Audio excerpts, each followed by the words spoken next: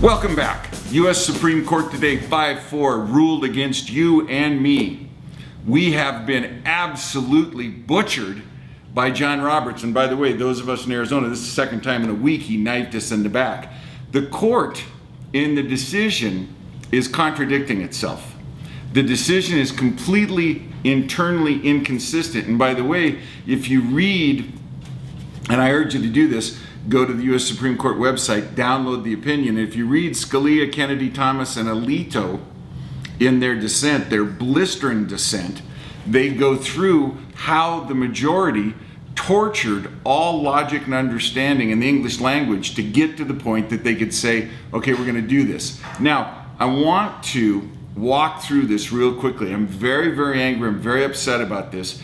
But there's a silver lining to the cloud, and we'll get to that at the end of this message. But first of all, the individual mandate was, according to Chief Justice Roberts, who we're going to now refer to as Judas Roberts, Chief Justice Roberts said what? He said, under the Commerce Clause, you can't do this. The Congress can't stretch the Commerce Clause to order people to engage or not engage in an activity. So that was good. Good for them. But what they then did, just the same way that they did Roe versus Wade when they strip mined the Constitution and discovered the right to privacy, and the right to privacy means that you can go inside a woman's body and kill unborn babies. It makes perfect sense to me. Save the whales, kill the babies.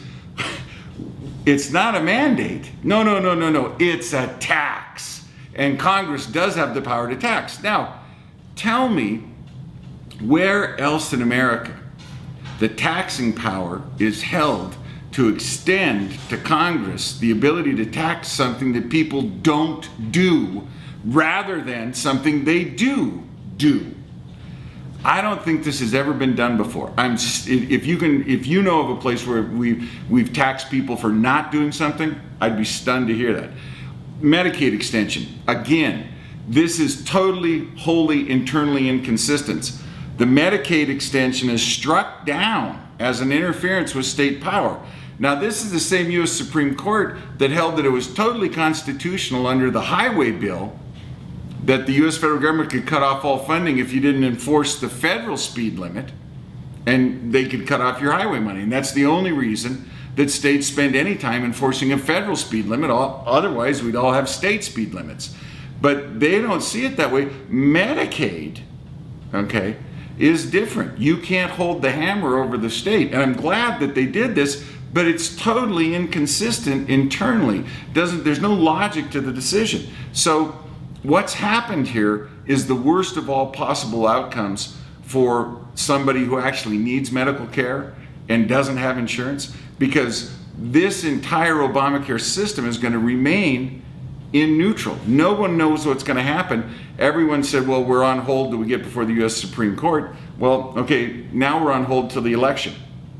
The good news in this good news, bad news joke is that this has made everybody, whether they're libertarian, whether they're independent, whether they're conservative, Republican, everybody is now in the camp for Mitt Romney, because they understand that Obamacare is a gross violation of your individual sphere of property rights. If the government can force you to buy something you were not buying because the government determines it's good for you, it's game over, people. That's the end.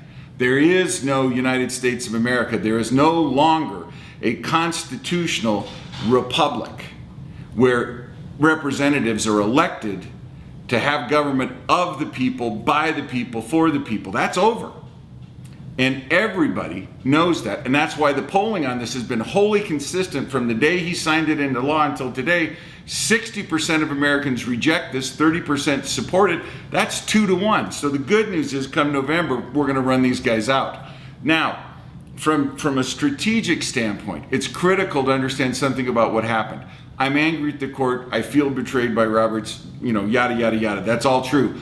But what I'm angriest about is over a period of 45, 50 years, we on the right have given up our passion about controlling our fate. We're too busy too busy running our business, serving our country, doing whatever we're doing. We're just too busy. And because we're so busy, all of the leftists who spend all their time in the government always trying to incrementally expand it, we've come to depend on the U.S. Supreme Court to strike down the particularly onus, egregious offenses of the left. They're no longer going to do that. Roberts, who sees himself as an umpire and referee, he's not going to do that.